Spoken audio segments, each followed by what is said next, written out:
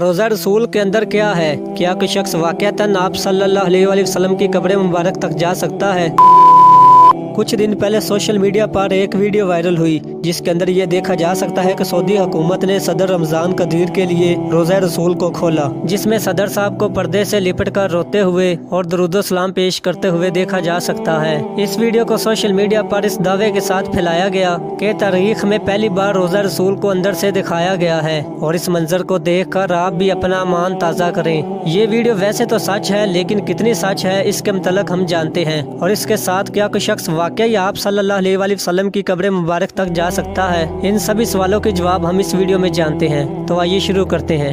نبی پاک صلی اللہ علیہ وآلہ وسلم نے فرمایا کہ انبیاء کی قبریں وہیں بنتی ہیں جہاں پر ان کا انتقال ہوتا ہے۔ آپ صلی اللہ علیہ وآلہ وسلم کا انتقال کیونکہ حضرت عائشہ رضی اللہ تعالیٰ عنہ کے حجرہ مبارک میں ہوا تھا، تو وہیں آپ کی تدفین ہوئی، اور اس کے ساتھ اسی جگہ پر حضرت ابوبکر صدیق اور حضرت عمر رضی اللہ تعالیٰ عنہ بھی مدفون ہیں، اور اس طرح سے روزہ رسول کے اندر اس وقت 3 قبریں ہیں۔ سچ یہ ہے کہ پچھلی 5 صدیوں یعنی 500 سال سے کوئی بھی شخص آپ صلی اللہ علیہ وآلہ وسلم کی قبر مبارک تک نہیں پہنچ سکا، اور اس سے پہلے کوئی کیمرہ بھی موجود نہیں تھا کہ آپ صلی اللہ علیہ وآلہ وسلم کی قبر مبارک کی کوئی تصویر ہوتی، اور وہ ہر تصویر جس میں آپ کو یہ کہہ کر گمراہ کیا جاتا ہے کہ یہ تصویر آپ صلی اللہ علیہ وآلہ وسلم کی قبر مبارک کی ہے، سراسر جھوٹ ہے۔ وہ حجرہ شریف جس میں آپ صلی اللہ علیہ وآلہ وسلم اور آپ کے 2 صحابہ حضرت ابوبکر صدیق اور حضرت عمر رضی اللہ تعالیٰ عنہ کی قبریں ہیں، اس کے گرد ایک 4 دیواری ہے۔ یہ ہی نہیں بلکہ اس 4 دیواری سے جڑی ہوئی 5 کونوں والی ایک اور دیوار بھی ہے۔ یہ 5 کونوں والی دیوار حضرت عمر بن عبدالعزیز رحمۃ اللہ علیہ نے بنوائی تھی۔ ان دیواروں کے گرد مزید ایک اور 5 کونوں والی فصیل ہے، اور ان 5 کونوں والی فصیل پر ایک بڑا سا پردہ یعنی غلاف ڈالا گیا ہے۔ یہ سب کی سب دیواریں بغیر دروازے کے ہیں، یعنی کسی بھی شخص کا آپ صلی اللہ علیہ وآلہ وسلم کی قبر مبارک تک پہنچنا ناممکن ہے۔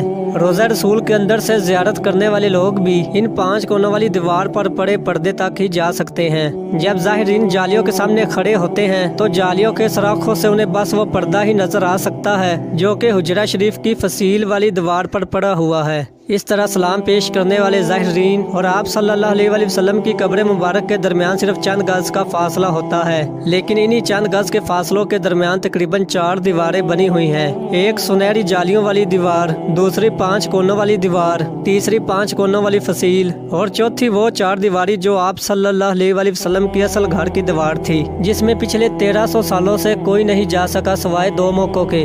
ایک بار سن 51 ہجری کے اندر حضرت عمر بن عبدالعزیز رحمۃ اللہ علیہ کے دور میں ان کا غلام، اور دوسری بار سن 881 ہجری کے اندر معروف مورخ علامہ الصمودی کے مطابق وہ خود گئے۔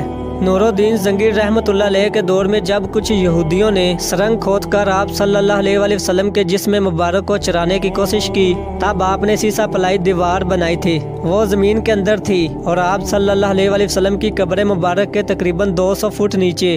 کہا جاتا ہے کہ سن 51 ہجری سے لے کر سن 881 ہجری تک تقریباً 800 سالوں سے کوئی بھی شخص آپ صلی اللہ علیہ وآلہ وسلم کی قبر مبارک کو نہیں دیکھ پایا۔ اس کے بعد سن 881 ہجری میں حجرہ مبارک کی دیواروں کے بسیدہ ہو جانے کی وجہ سے ان کی دوبارہ تعمیر کرنا پڑی۔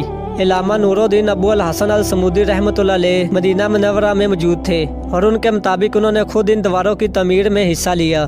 وہ لکھتے ہیں کہ 14 شعبان سن 881 ہجری کو یہ ساری دیواریں بسیدہ ہو جانے کی وجہ سے گرا دی گئیں۔ علامہ الصمودی کے مطابق مجھے اندر داخلے کی اجازت ملی۔ جب میں اندر داخل ہوا تو میں نے ایسی خوشبو محسوس کی جو کہ میں نے زندگی میں اس سے پہلے کبھی محسوس نہیں کی۔ اب آپ صلی اللہ علیہ وآلہ وسلم اور آپ کے دونوں صحابہ کی قبر مبارک میرے سامنے تھیں، اور میں نے ادب سے آپ صلی اللہ علیہ وآلہ وسلم اور آپ کے دونوں خلفاء کی خدمت میں ادب سے سلام پیش کیا۔ آپ کا حجرہ مبارک مربع شکل کے اندر تھا۔ اس کی 4 دیواریں کالے پتھروں سے بنی تھیں، جیسا کہ خانہ کعبہ کی دیواریں بنی ہوئی ہیں۔ تینوں قبریں سطح زمین کے تقریباً برابر تھیں، صرف ایک جگہ ذرا سا ابھار تھا، شاید یہ حضرت عمر رضی اللہ تعالیٰ عنہ کی قبر تھی۔ تمام قبروں پر عام سی مٹی پڑی ہوئی تھی۔ اس بات کو آج 5 صدیاں گزر چکی ہیں جس کے دوران کوئی ایک بھی انسان ان دیواروں کے اندر داخل نہیں ہوا۔ علامہ الصمودی کی وفات ہوئی 911 ہجری میں، اور سن 881 ہجری یا 1470 عیسوی سے لے کر اب تک تقریباً 550 سال کے عرصے میں کوئی ایک بھی انسان آپ کی قبر مبارک کی زیارت نہیں کر سکا۔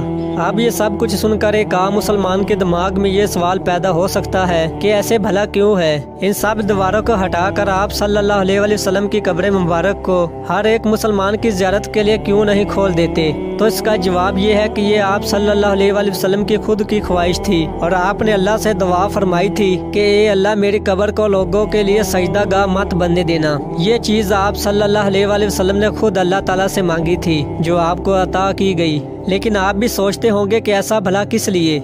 इसलिए कि यहूद नसारा की तरह आप सल्लल्लाहु अलैहि वसल्लम की कब्र मुबारक को भी मुसलमान पूजने की जगह सजदा या इबादत करने की जगह ना बना ले।